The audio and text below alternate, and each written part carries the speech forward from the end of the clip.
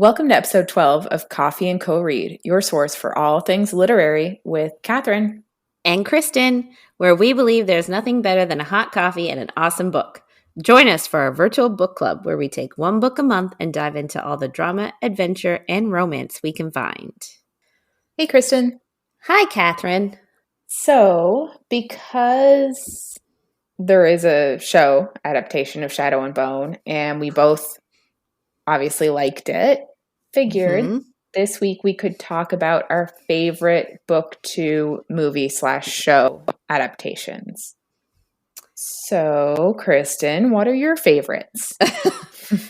So I have a lot to unpack. There's been so many, and so many bad ones, but also so many good ones. Yeah. Obviously, I think the one that stands out the best is the Lord of the Rings trilogy. Mm-hmm. Like, in my mind, that's the most well done. Mm-hmm. Because not that I dislike the Lord of the Rings books themselves. I do really like them. Yeah. But there's a lot. Like, anyone who's read them knows they are a lot. There's a lot of info that's not necessarily key. Mm-hmm. Like, what wasn't there like 50 pages dedicated to that like poem song thing written said by that tree guy? Yeah. Like, it just like not everything is needed. Yeah. So I liked that in the movie trilogy they managed to get like all the epicness and like get the essential parts of the story in it. Mm-hmm. And they didn't change a ton. Yeah. Like, they kept the essentials. Mm-hmm. And, you know, I also really like that they added in some nice eye candy. Definitely. Right? Like, we've already discussed how much you love Aragorn or Viggo Mortensen. Mm-hmm. I loved Legolas and Orlando Bloom. Mm-hmm. But really all of them, like, they all, for the most part, were pretty darn cute. Yeah. I also, like everybody else in the world right now, I really like Bridgerton. I have read those books, and I do really like the TV adaptation. Mm-hmm. I just think the TV show does a really good job of changing things around and making the plot more fleshed out. Because the books, like, if you've seen the TV show, obviously it's about this whole family. So they focus on each individual member of the family. But in the books, each book really only focuses on one sibling at a time. Mm-hmm. And you don't get a lot. About the other siblings until it's their turn to have their book. So I sort of like that they're fleshing out the characters as real people in the show. Mm-hmm. Right? Is nice. Yeah. I also think Harry Potter holds a special sort of place. We grew up on those books. We really love them. Mm-hmm. I think the movies did a decent job. Obviously, there are things I wish were included. There are things I wish were changed. But overall, I think they did a really good job. And I like the continuity aspect in regards to the actors. Like, they managed to keep hold of all the same actors for the whole thing. I wish they kept hold of the same directors the whole time. Right?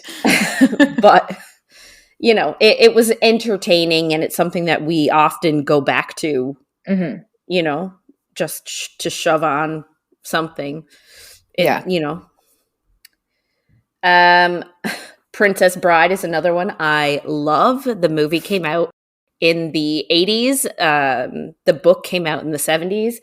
I think might have even been the 60s. I read the book. It's hilarious. And the movie is like, I could recite the entire thing from memory right now if I was asked. Word for word, line for line, I could do it. I've seen it so many times. I know you don't like it. I know. Sorry. But I can't help it. I just think it's so good. Mm-hmm.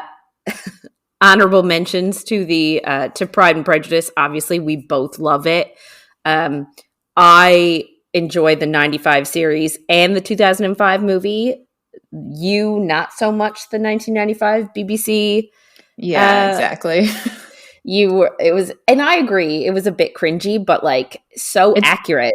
it's very true to the book. Like you can't Yeah. really fault it that much, but you can. You can, because they literally put the cringe of the book, which you can kind of get past because it's a book, Yeah. into life, and it's like, oh my god, that was the worst. Yeah.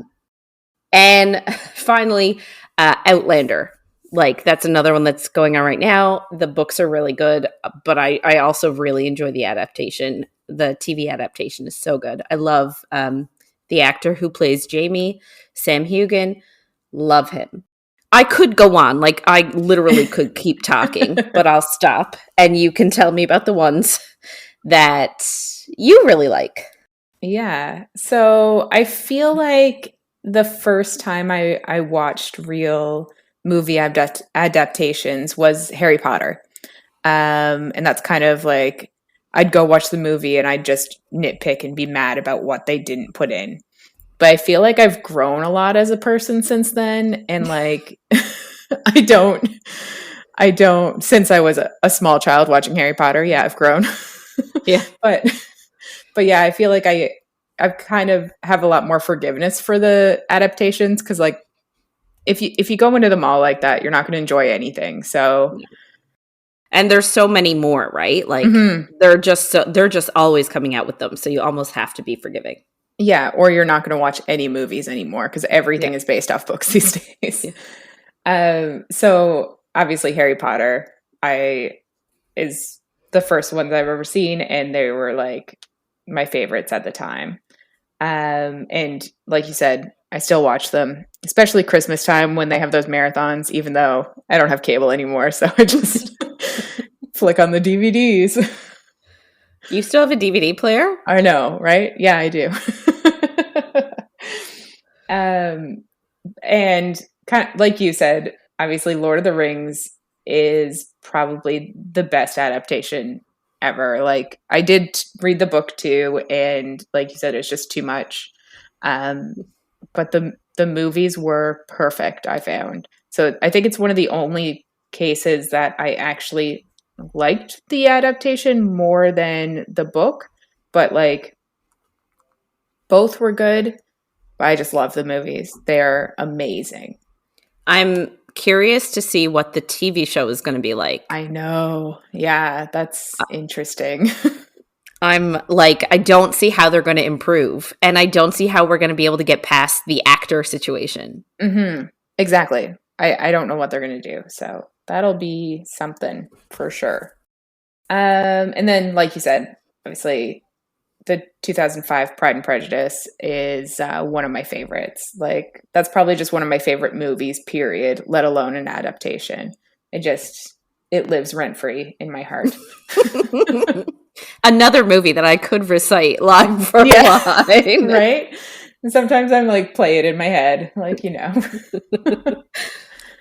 I love the Hunger Games movies too. I feel like they were really good adaptations, and they followed pretty true to the book. And I liked the actors that were in the movie, so that obviously helped.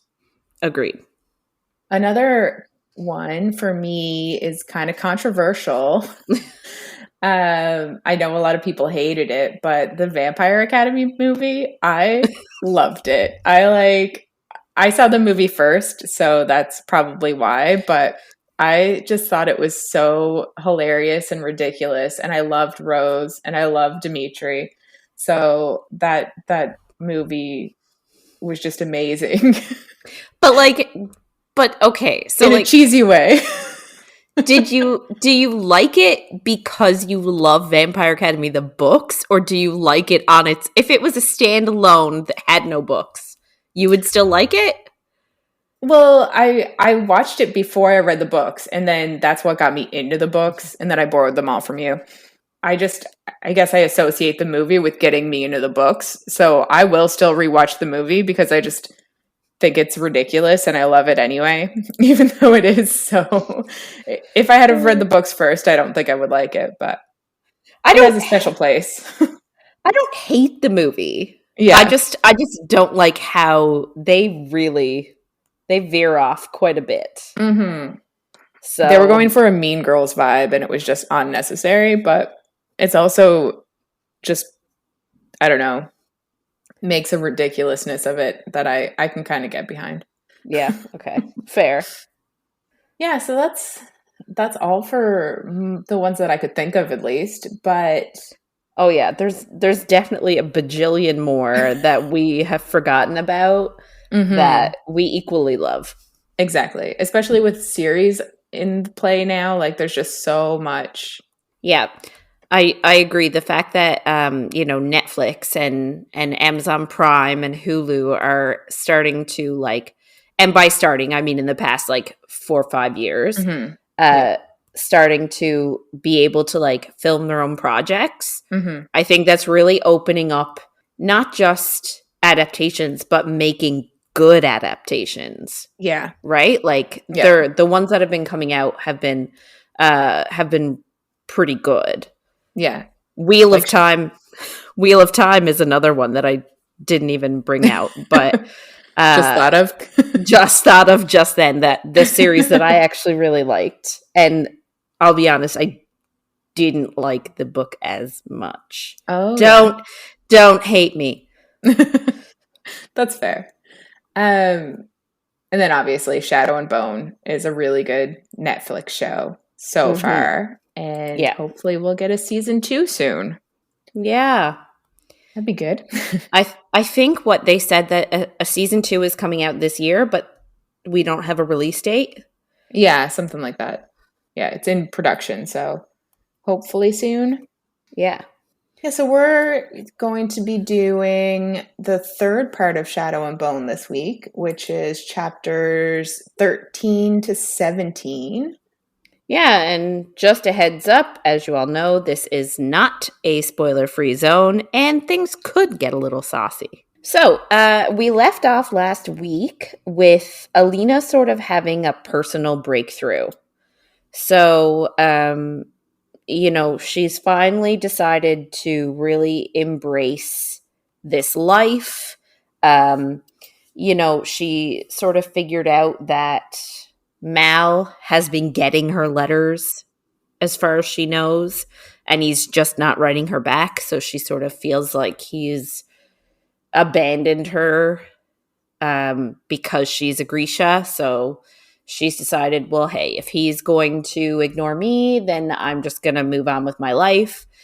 And this sort of realization from her is what allows her to like let the damper off of her power, and she's finally able to call it herself. So it's the first like few pages is sort of, I'm not going to say a montage because obviously it's hard to do, like, but it's sort of an, over the next few weeks sort of situation. So she says that she's finally able to live and breathe. So, the book has made it very clear that she's a terrible sleeper. She always has dark circles under her eyes. She doesn't have a very good appetite. She's sort of frail and like, I don't want to say sickly, but like she's weak. She's not at her best. So I guess now that she finally has loosened the hold, like she's been essentially using her energy every single day to keep her power down. So now that she's released that, she finally has, energy to be a human being. So she's sleeping well. She says food actually tastes good. She can climb the stairs without being winded. And she can easily call her power now. Like she can call it herself without Bagra holding her and like being an amplifier. and without the Darkling being an amplifier for her. She said that even though she can call her power, like, Baghra is still hard on her and challenged her in her lessons until, like, calling her light was really easy. Yeah. And I will say that, like, I appreciate that she's the sun summoner and, like, she's really important and she needs to banish the shadow fold. I just feel like this is a really lame power. Yeah. Like, I don't find it very helpful. Like, I would much rather have one of the other summoner powers where you could use it more, like, offensively. Yeah. Like, the Darkling's power is not really all that cool either. No, and 100%. Like, I feel the same way about his. I feel like, for me personally, if I had to be something, and we talked about this like in one of our sort of preambles, but I just feel like I would need something more offensive. I wouldn't like something defensive. Yeah. And it's not like you can do anything cool. Like, you can make it light. The Darkling can make it dark. Like, you can't. Yeah. Like, yeah, I know what you're saying. You know what I mean? Yep. So, I feel like she got stuck with the short end of the stick here. Yeah, she's like, original, new, but really, it's just cares? Sunshine. Yeah. So she said that, like, she still didn't enjoy going to her lessons with Baghra just because Baghra was, like, challenging and hard on her. So, but she also said that her lessons with Botkin, she grew to like, because she became stronger, she became faster, she actually, like, got muscle, she enjoyed it. In this time, the fabricators made her these cool fingerless leather gloves with, like, mirrors sort of built in.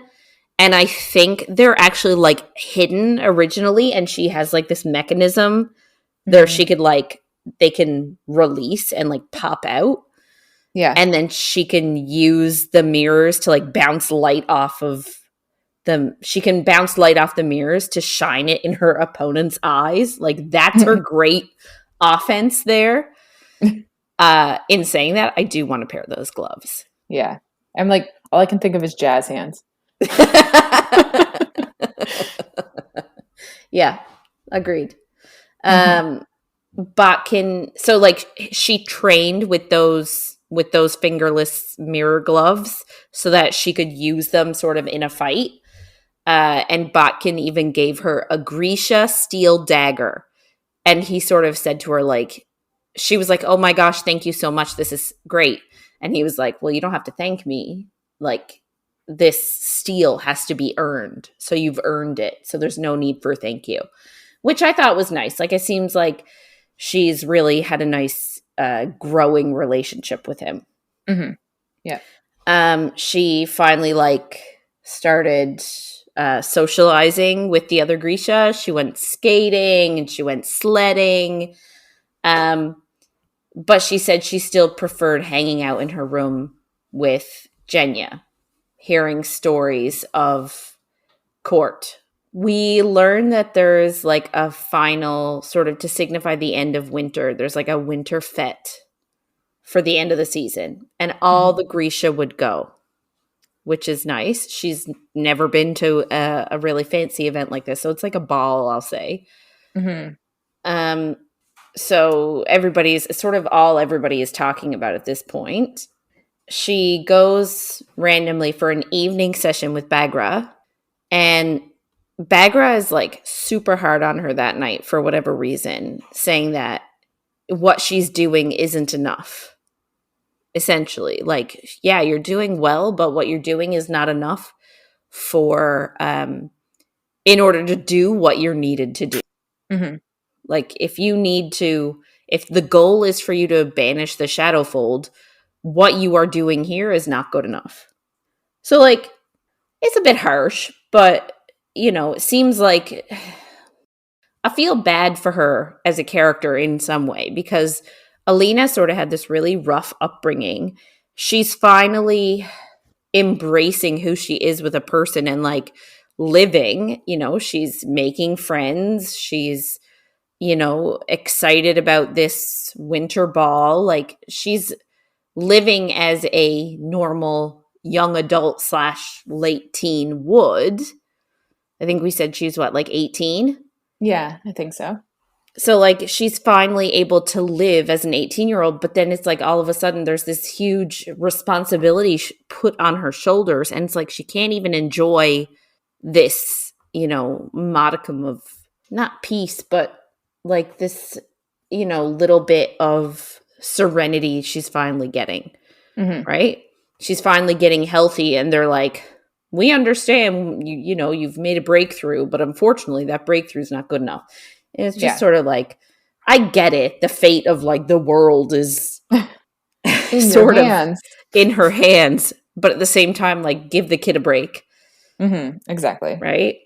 Anyway, the Darkling all randomly like shows up at her lesson, mm-hmm.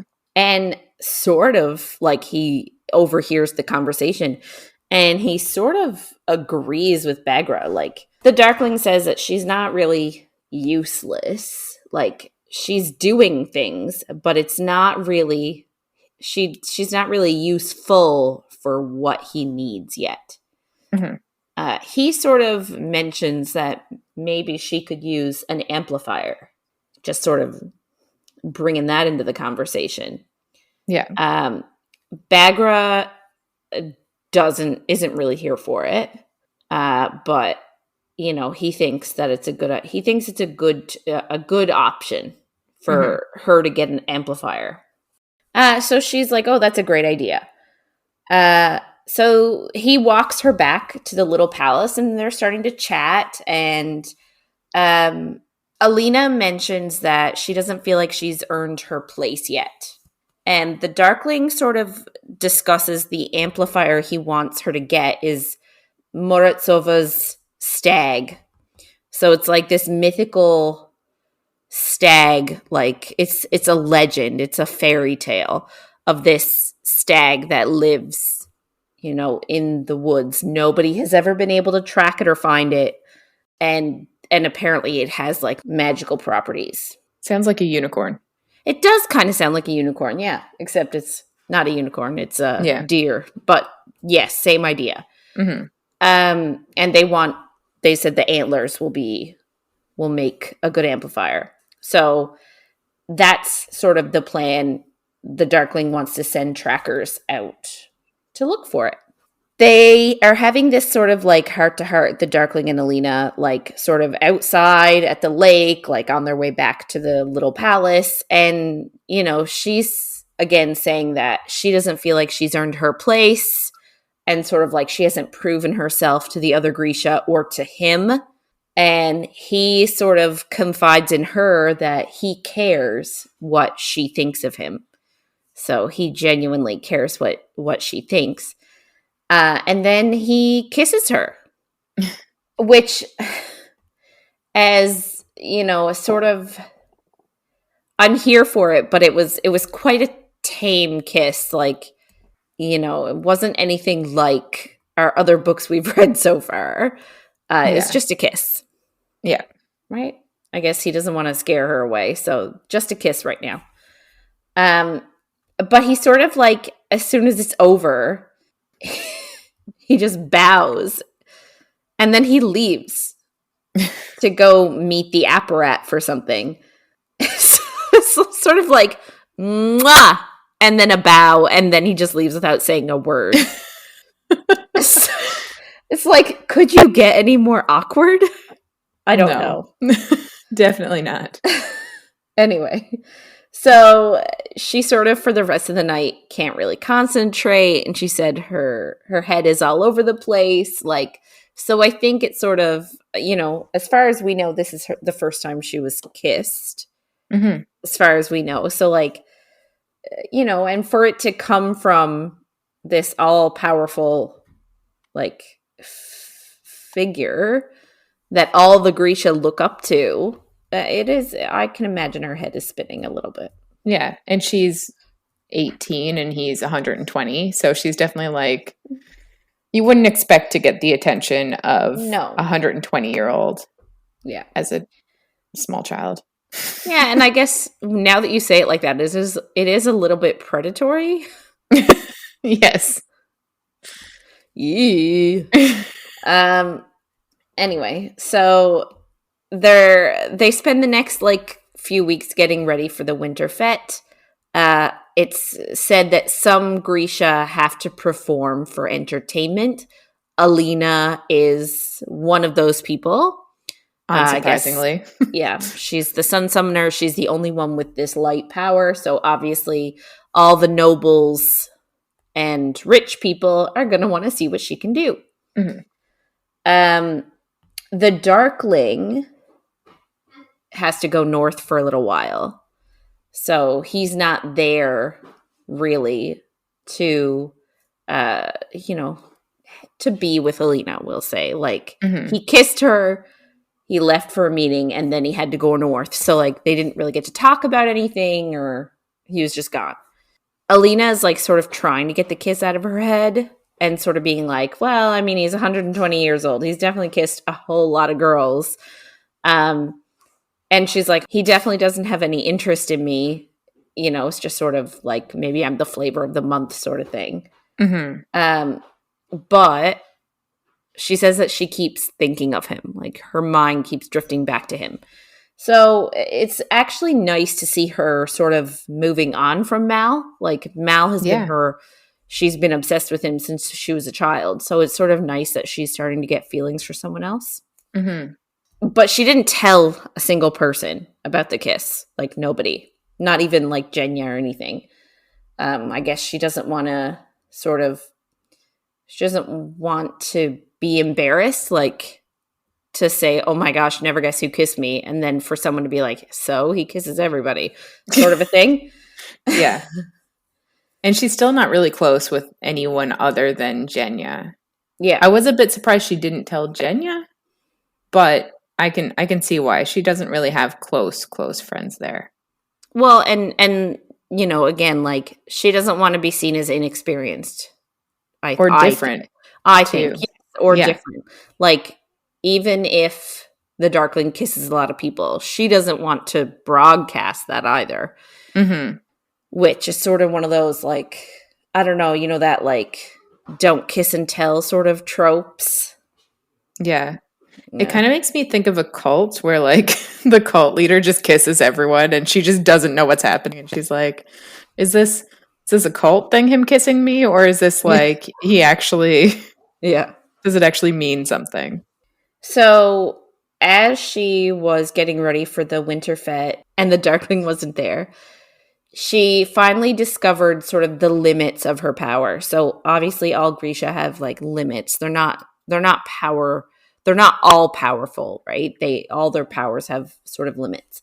And she was sort of starting to discover the limits of hers. And she was realizing that she didn't think she would be enough to destroy the Shadowfold. So getting the amplifier sort of became her hope to be enough, right? Because I guess you got to think about it, like, if she was touted as being, like, the savior of Ravka, and then all of a sudden, oh, sorry everybody, my power's not actually good enough. Like, people aren't going to understand that, and they're not going to accept that. So, you know, sort of, she really wants to make it work.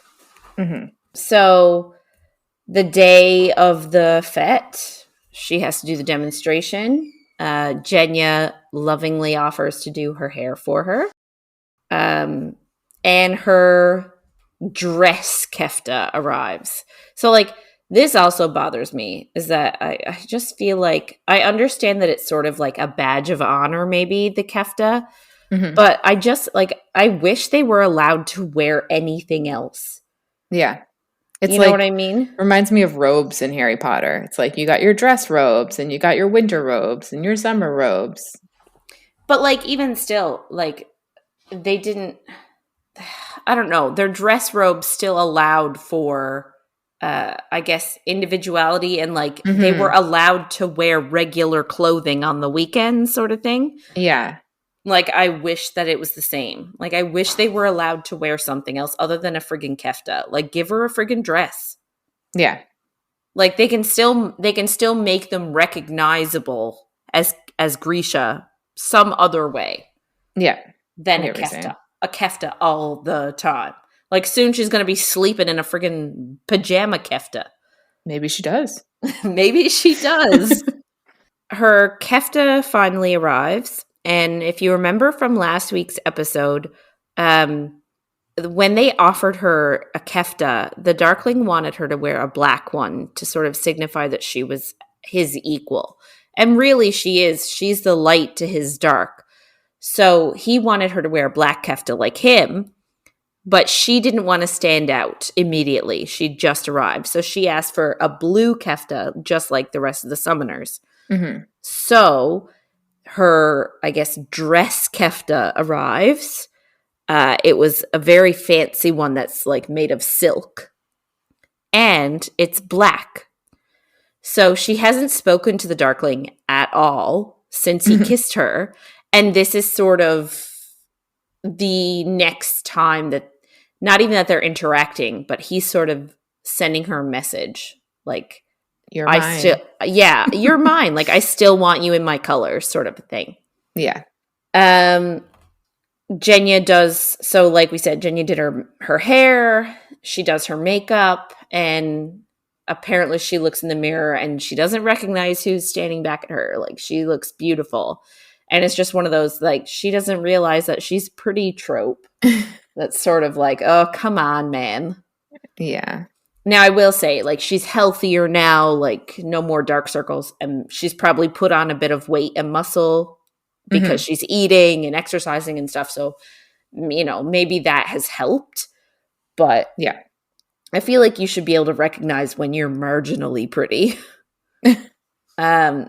We also get sort of a little heart-to-heart moment where Genya sort of confirms that she's essentially a sex doll for the king. Like, the king requests her in his bed a lot, and she has to go there. Yeah. Which makes Alina quite sad. Sort of a downer for a ball, but like at the same time, that sucks. Like, she's essentially getting raped on the regular. But, you know, they sort of, I'm not going to say suck it up, but Genya has accepted it as a part of her life. So they just move on. They go to the party. She has to like go around and meet a bunch of nobles and military guests and blah, blah, blah. She runs into the Duke, whose house she grew up in. He was there, but he didn't know who she was because I guess he had so many like orphans and widows in his house that he had no idea who they were. So her and the Darkling sort of put on their performance, and it's a really big hit. And they start flirting, and I guess there's like, because their performance was so good together, I don't know if maybe there's a little bit of like sexual tension. But you know, they're flirty with one another, and then the Darkling manages to like use his darkness to sneak them out of the party. So they make their way to an empty room, and they start like going at it. Like, they like jump each other and like start making out hardcore, which I'm so here for. Like, I love it. Yep. They do this thing where they like twine their power together, like weave their power together, which like seems unnecessary, but hey man, live your life. He starts to like lift up her dress, and like he puts his hand on her thigh, you know, rubbing the thigh. So hot. Yeah. But like, she was very much prepared to go all the way, and I guess so was he. And it seems like very, I don't know, like it seemed like they had very few interactions for this to have occurred. right? Like, Yeah. how many times did they talk to each other? 4, 5? Like, it doesn't seem like they talked very much for him to be like, oh, I care what you think of me, and oh, I want to have sex with you, and like, let's make out, and I want you to be mine. Like, I don't know. Yeah. Anyway, they end up interrupted. Like, he's pulling up her dress, and they are interrupted by one of his guards saying, that one of the hunters / trackers that he asked to find Morozsova's stag are there, and he needs to meet with them. So Morozsova's stag is the amplifier that he wants for Alina, and apparently they found it. So he's like, oh, I should probably go. Peace out, yeah. But then he asks if he can come to her later. So she doesn't really answer, but I think she sort of insinuates, like, she sort of, like, the look she gives him is sort of like a heck yeah. Mm-hmm. Anyway, so, like, they're gonna get jiggy with it.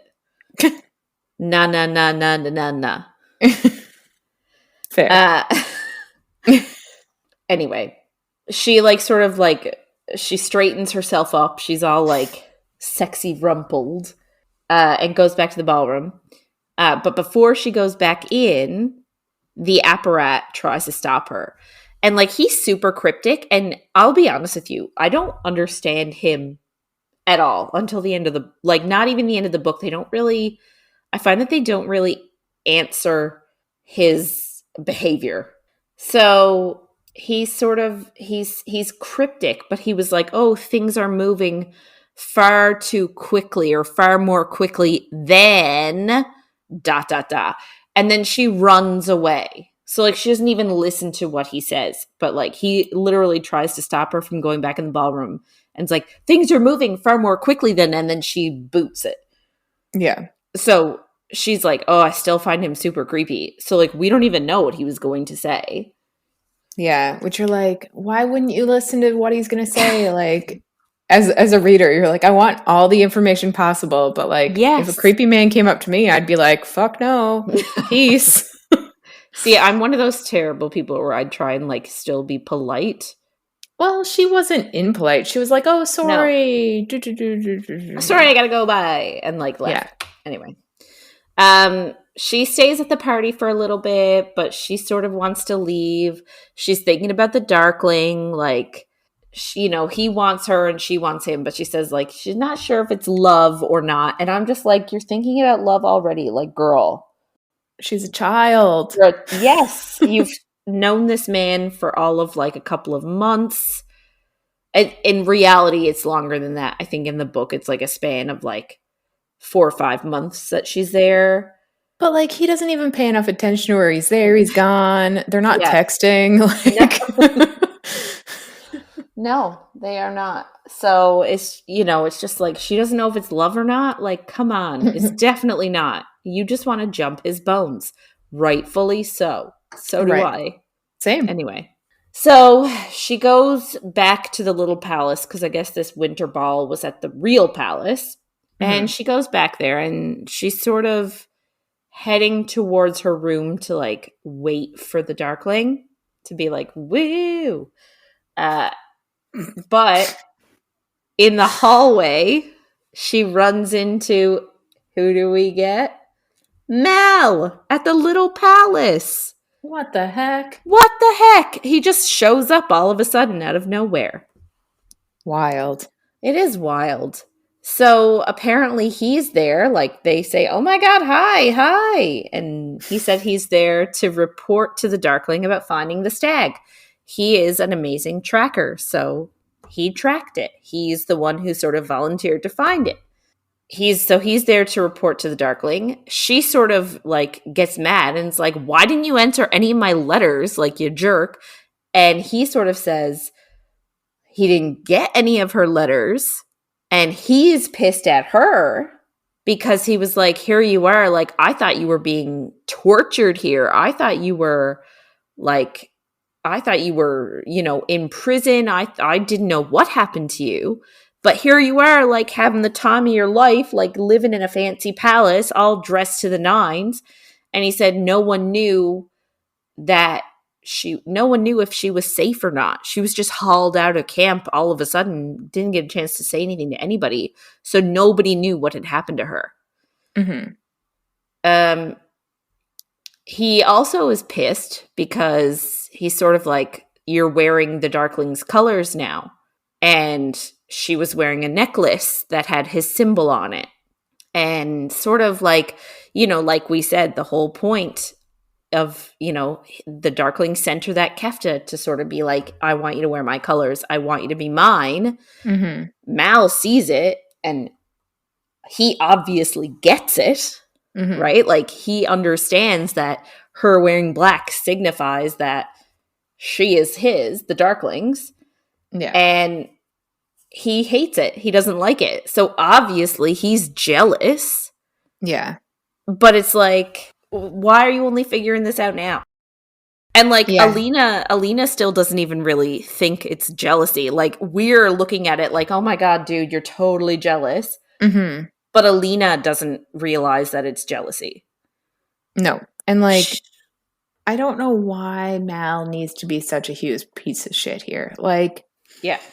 Book Mal is an asshole. Yeah. And That's like, just it. So I will say in the show, like, he is a lot more, like, we see him actively looking for her. Mm-hmm. And it's just like, sort of, she told you, she sent you letters, dude. Like, why are you getting mad at her? Obviously, she tried to tell you.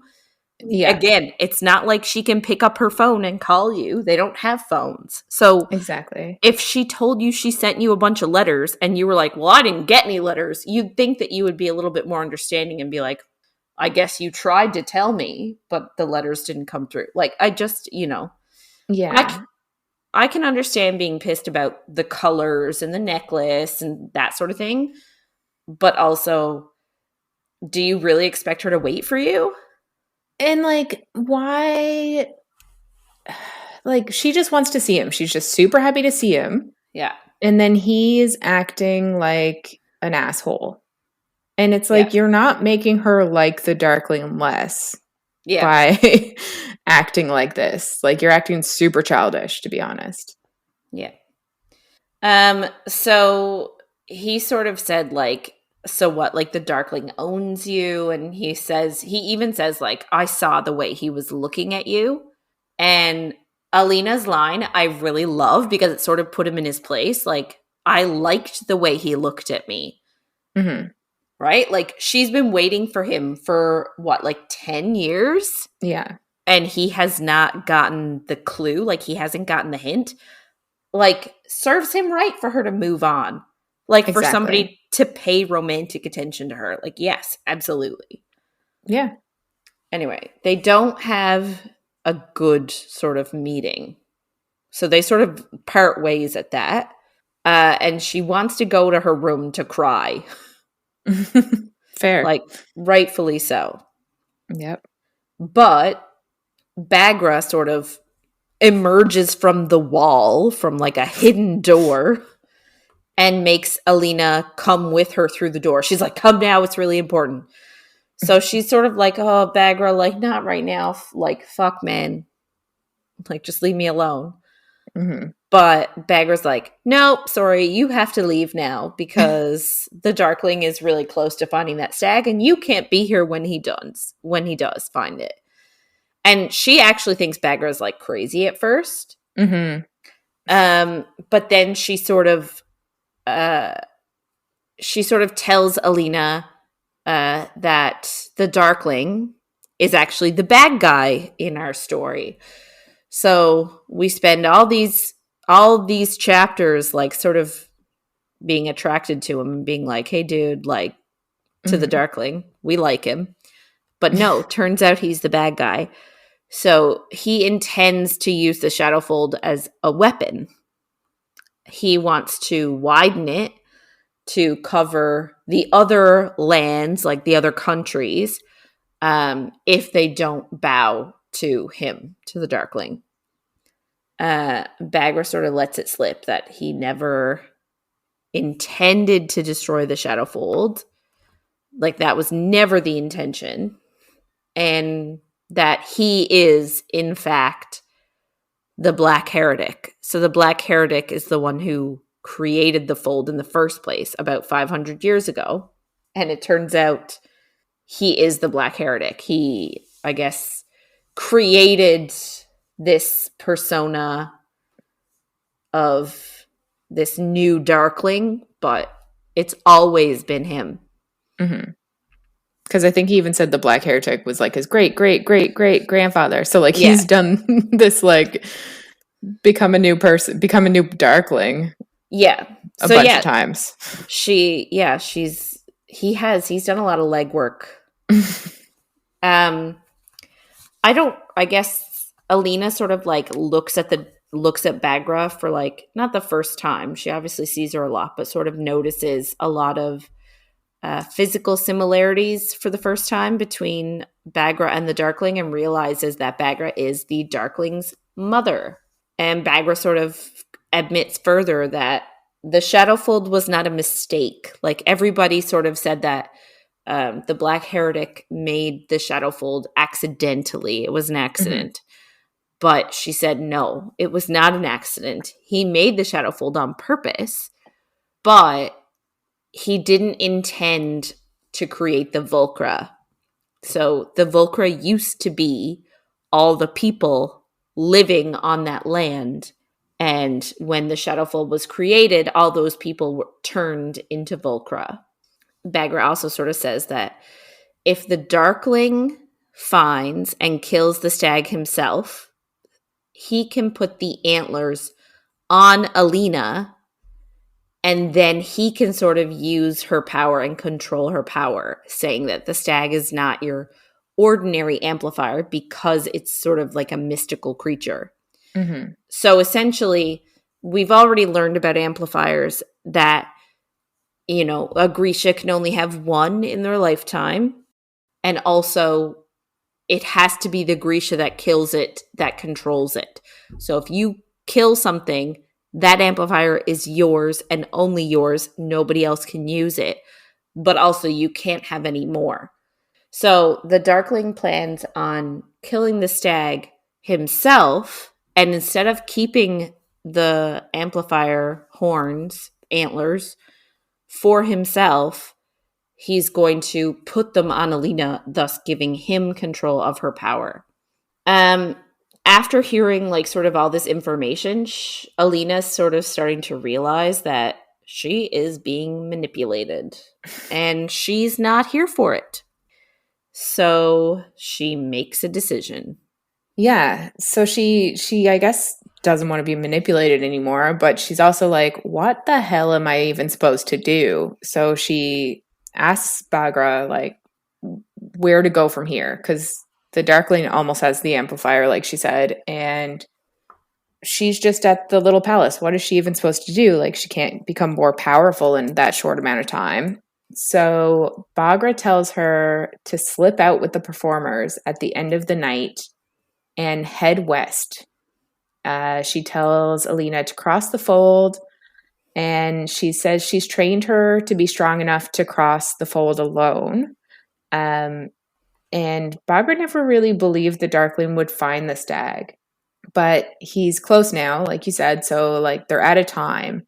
And Alina kind of thinks to herself that it's Mal. He's the reason that they found the stag. He's the amazing tracker. So it's not the Darkling at all. And she's not surprised that Mal found the stag. Alina kind of wonders why Baghra is like doing this. Like, it's her son. Why is she kind of going against him? But Baghra says that she still loves her son and she doesn't want him to be beyond redemption. And she thinks that, like, if he is to use the fold as a weapon and kill more people in that same way, then it kind of is like he can't be redeemed after that. Like, that's like ultimate evil dictatorship. Baghra plans to post a guard at Alina's door in the morning and just tell people that she's sick to give her some more time. but Alina has to tell her that she should post it tonight, which is definitely an awkward moment. Essentially, yeah, I'm supposed to have a visitor later, and it's supposed to be your son. So yeah.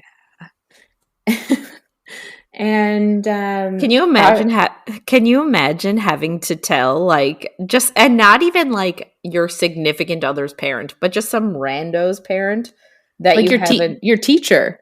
Yeah. Oh my God. Oh my God, no. I'm just picturing that now on the other end. If a student comes up to me and is like, hey, so I'm supposed to be with your daughter tonight, I would die. Yes. Die. Yeah. But Bagra just kind of calls her a foolish girl, and that's the end of that conversation. Yeah. Which is thank God.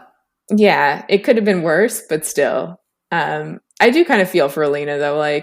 It's not her fault that she got sucked in. She's been on the outside her whole life, and someone finally looks at her with admiration and love. She was probably easy to manipulate. Oh, 100%. So the party's still happening. So she is able to slip into a performer's wagon. And as they're leaving, they're not searched. So she ends up traveling overnight, and it stops basically in the heat of the day in Balakarev, which is a town west of Alsalta, which is convenient because that's where she was told to go. She was told to go west.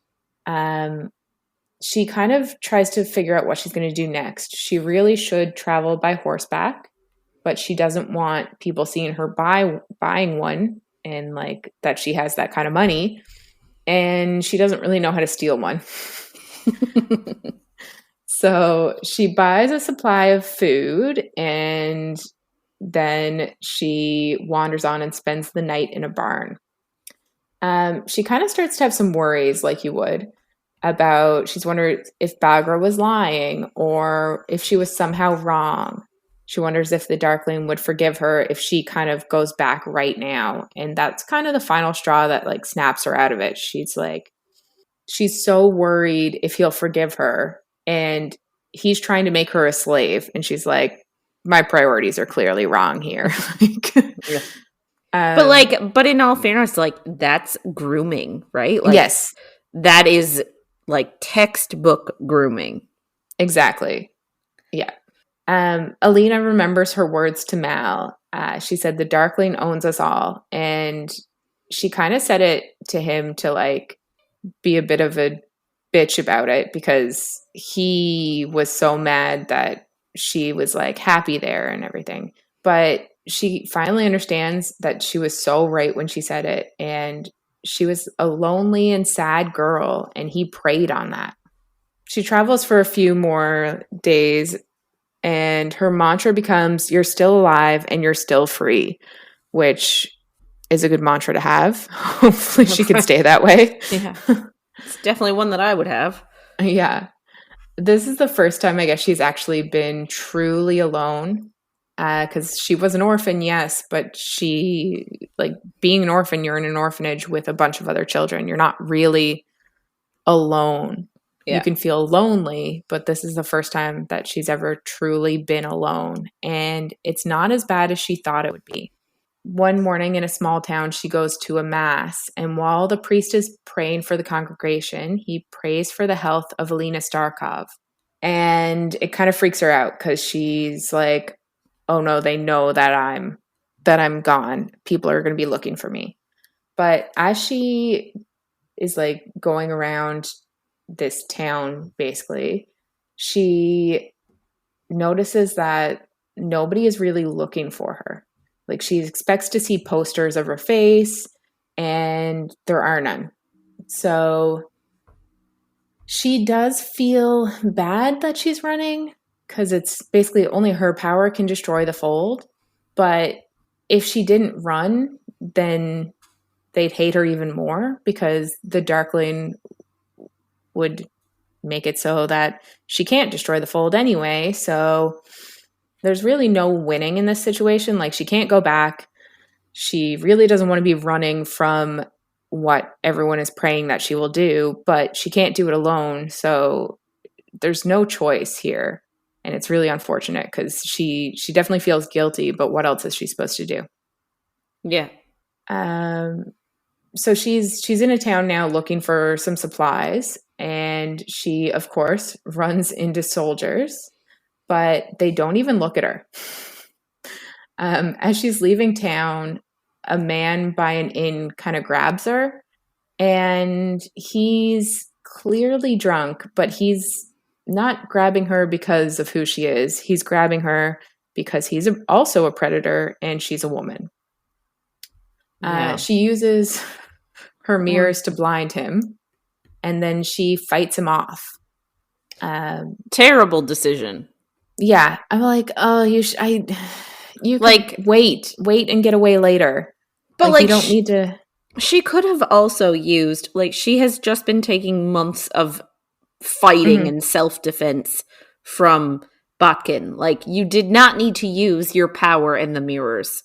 Yeah. You could have just kicked him in the shins. Exactly. Or just wait. Yes, he's dragging you to the alleys. Yes, that is terrifying.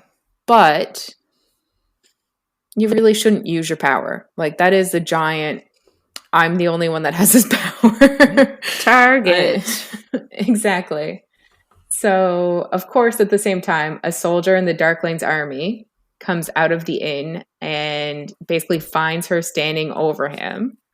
The guy on the ground basically claims that Alina blinded him, which you're like, fuck's sake, Alina. This is why we don't do this. Yep. She realizes that the Darkling's army is clearly looking for her, and this guy recognizes her. So Alina takes off and goes into the woods. And there are groups of men pursuing her now.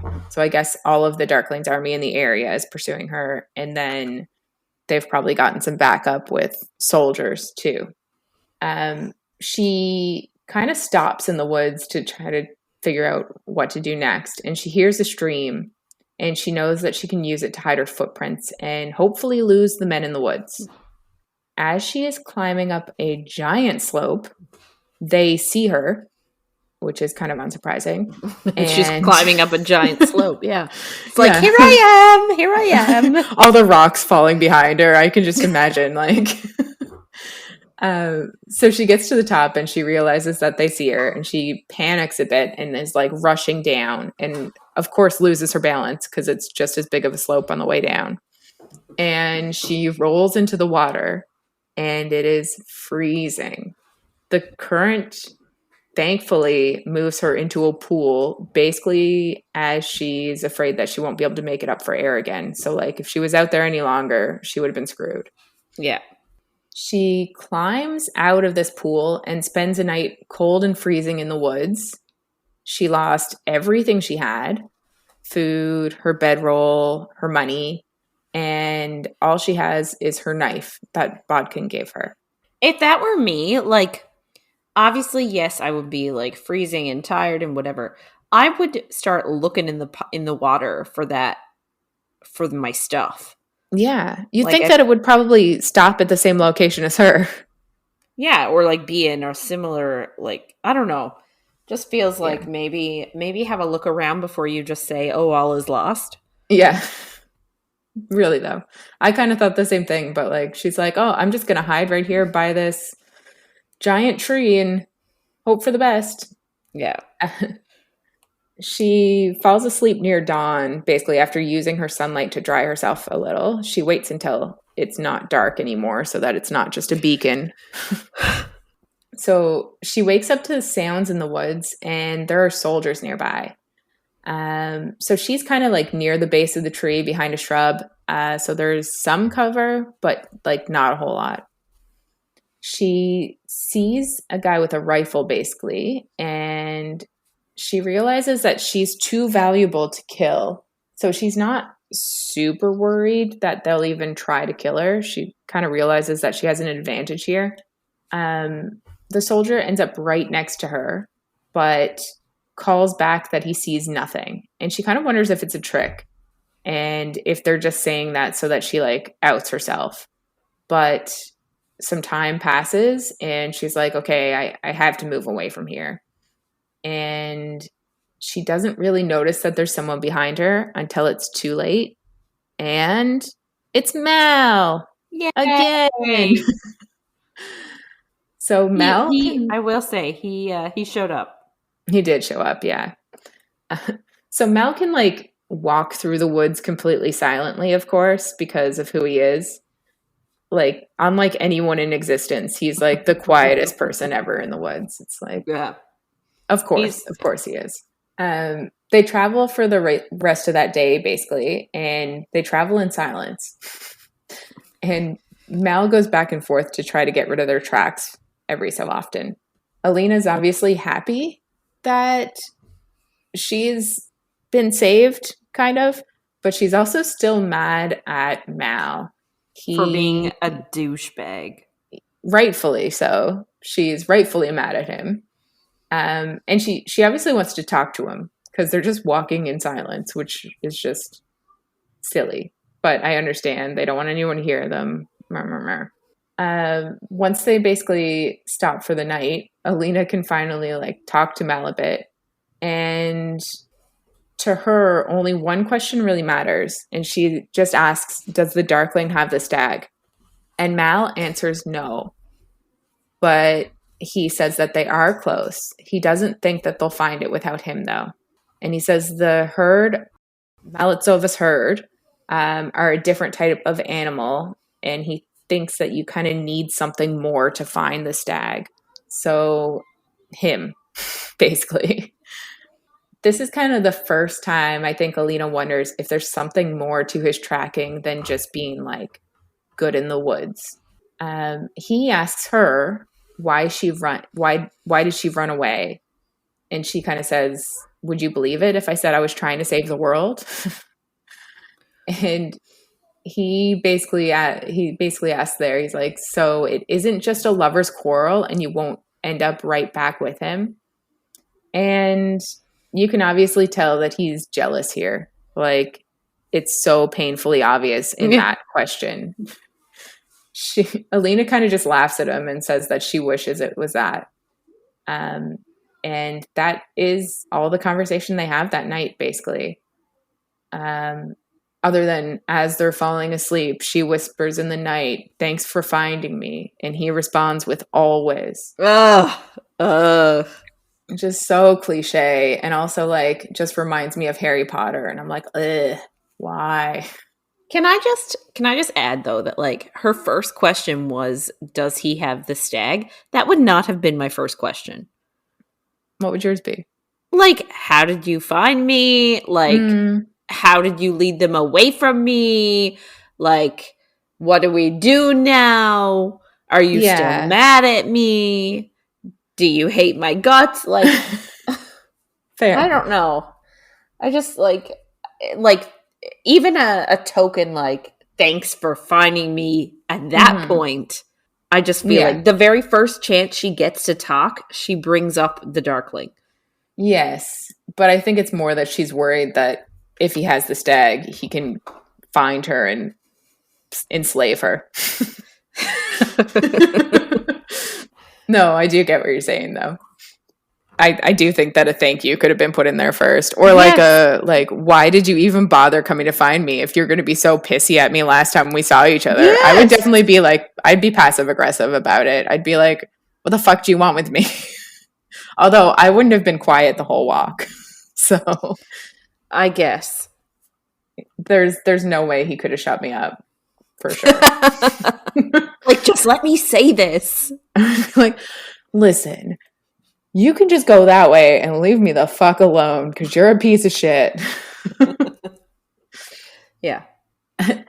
So in the morning, I guess she actually has to kind of explain everything to him.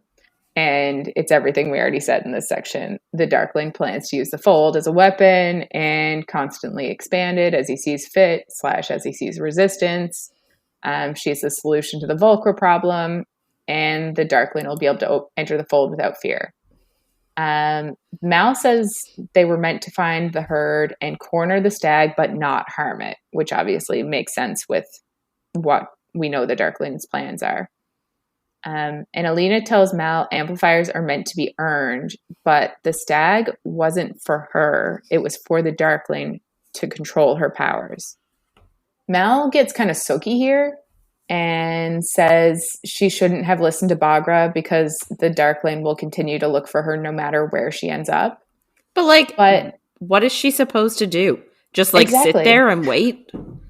Yeah, this is exactly what we said earlier. Like, she didn't really have any choice but to run. She feels guilty about running for sure, but like, there was nothing else she could do. Yeah.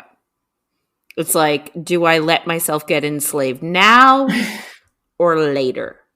Yeah. Or do I run and hopefully have some time to come up with a new plan? So Alina kind of agrees that, yes, it wasn't an amazing plan, but like, they didn't really have a choice. She kind of thinks about it all day, and I guess she's kind of stewing a bit in her guilt. And she also starts to wonder what will happen to Mal if they're caught. And she knows the Darkling wants her, but Mal is clearly a deserter. And I guess that's not even possibly treason. I think she says in her head that he's possibly committed treason, but like, he clearly has. Yeah. Like, it's not possible. He's not he's not where he was supposed to be. He's clearly a deserter, and he's obviously committed treason. Like, so obviously, if the Darkling finds him, he's not going to be doing so hot anymore. Yeah. So that night, Mal says they're going to go north the next day, and they are going to get the stag. He says they can't spend the rest of their lives running. And like, he does have a point for sure, but also I don't think he needs to be as much of a piece of shit to her. But like, no, I have nothing. There's nothing to sort of excuse. Like, I get he's trying to take charge, but like, he doesn't even ask if like what she wants to do. Yeah. He could, even if he was like, oh, do you think that, because afterwards he does kind of ask like if the stag will make her powerful enough to stop the Darkling, and she's like, I don't know. So like, are we hinging all of this on a possible 18-year-old being able to, with an amplifier, stop a 1,000-year-old Darkling? Like, yeah, it seems far-fetched, wishful. Yes. Exactly, far-fetched. So Mal's team, I guess, of trackers was hunting the herd when they were told to start tracking her instead. And that's kind of how he ended up finding her. So he knows that if they're found, he'll be killed. And he says he isn't afraid to die. Again. Which is so cliche. Again, like, he's only 18, 19 at this point. Like, yeah. Not afraid to die. I'm still afraid to die. Like, no, thank you. Right? Yeah. I guess he made his choice when he left and tried to help her. He knows that this is his life now. If he's ever caught, he's going to be sentenced at the very least to something. Yeah. So they travel for a few days, and they're going north, and Mal is silent, and he's in Ash during the day, and he won't tell her about what he's been through since she last saw him. And he's very needly and silent at all times and brooding. Ugh. They know that they're going to need... Sorry? I said she might even be better off with the Darkling. Like... Yes. Just going to say it. At least he's not fucking annoying her every day. But like, okay, there's been some debate about this. Do you think the Darkling had genuine feelings for her, or do you think he was literally just like being an ass the whole time? I think he had genuine feelings for her. I think that he finally thought that he could have an equal when he looked at her, because she is unique like him.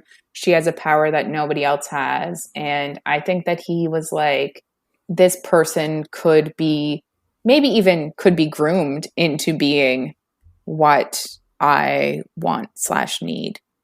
So I do think he had feelings, especially since I think during their second makeout session, the heavy one, that I think at one point she says, "You don't want to be doing this." And he's like, "This is all I can think about is kissing her." And I think he's genuine there. And I think he is pissed that he likes her, but I think he feels entitled to her. Yeah. Which is obviously not okay. But I also think his feelings are as genuine as his feelings can be. Yeah. If that makes sense. Yeah, no, I agree. I also think the feelings are somewhat genuine, maybe a little bit like misguided, but I also feel like he's been doing it alone and he's been burdened with this purpose that he has invented. And I guess he finally feels like there's somebody that he can sort of share the burden with. Like, I wonder, not that I'm condoning his evil acts at all. No. I'm not saying he should go and murder a bunch of innocent people. That's exactly what you're saying. But I'm wondering, like, how their relationship would have played out if she wasn't resistant to it. Like, if she was like, yeah, sure, Yeah. let's do this plan you've got. Like, I wonder what would have become of them. Yeah. So I feel like the Darkling is classic abusive person. Like they do. Like emotional abuse. Yes. Well, for now.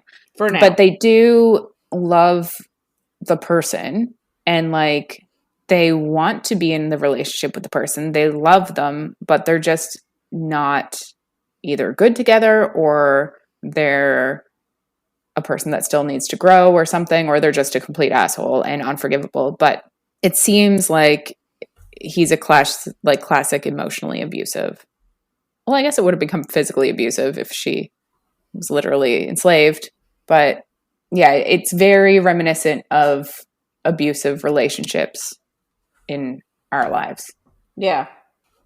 Anyway, so back to Alina and Mal. I guess they know they're going to need supplies for the end of the hunt because they're going up north, which I'm assuming is very cold and harsh in the woods. More so than what it is already. Like, it doesn't seem like it's pleasant. Exactly. So they end up near a village and Mal kind of goes to the outskirts and goes to like people's cabins and stuff. And he comes back with clothes, but he says it's eerily empty around. So they kind of go to like the middle of the village and there's like people in the streets and there's so much happening there. And it's apparently Butter Week, which is noblemen ride out on carts with sweets and cheese and baked breads and kind of throw it out to the regular people. In other words, the people that cannot afford sweets and cheese and baked bread. Like, how bad is that? That, like, they're living in the life of luxury and then they have to, like, once a year go out with random things and give to all the regular people because they have no money. Yeah. Basically. So it really reminds both Alina and Mal of their childhood. And when they were in the orphanage, the Duke would kind of ride out and he'd be on one of these carts and they would be able to sit with him and they would kind of feel like royalty for a day. So it's like good memories for both of them. Alina kind of wants to go see it all, but Mal is weary and they need supplies though, so he kind of gives in. Alina goes and grabs a roll from a man tossing out bread, and Mal is kind of annoyed that she ran away and says he can't. And she tells him that he can't have any bread now. And she kind of like dances out of his reach with her like new moves because she's all skilled now. And he's shocked by it because obviously he's never seen her this strong. Yeah, It's cute because they're having like a little playful moment. Like they're letting their guard down. Mm-hmm. They're teasing each other. Like it's a cute moment. Exactly. Yeah. And like, we obviously don't get that from them because they've clearly had a lot going on between them with Mal's jealousy and his annoyance and his broodiness. Like, they're not where they used to be as friends. So it's a nice moment that kind of makes them feel a bit more normal, I guess. Yeah. But while their guard is down, two men sneak up on them, and one puts a blade to Mal's throat and a hand over Alina's mouth. They're being robbed, and Alina's like, "Oh, you're robbing us? Like, sweet. I thought that you were just going to try to take us away. So this is way better." Yeah. She like thought that they were caught by like the Darkling's army. Exactly. And it's like, nope, you're just being robbed by sketch bags. Which is like so funny, but Mal was like, "What the hell? You can't act happy that they're robbing us. That's not okay." But it was just a funny moment that they had. Yeah. The men kind of look through their things and they see the rifle in Mal's bag and I guess the bag itself. And they're both army issued. So they assume he is a deserter. And yes, he is. Yeah. But there clearly are rewards for finding deserters because they basically say they're going to take them in. Yes. So Mal gets a knife handle to the head as they like start fighting. And Alina, of course, uses her mirrors again to distract everybody. Idiot. Yeah. And she and Mal kind of fight them off and run away. They kind of talk a bit of her training, and she tells Mal that the Darkling doesn't think Grisha should rely solely on magic. And the mention of the Darkling makes him a grump again. After all that time when they were like having fun and okay, and now being robbed, good times. Exactly. She was so happy they were being robbed. Yeah. But yeah. The Darkling's now going to know that they're going after the stag because he's going to realize that they're in the north as opposed to trying to hide somewhere. Yeah.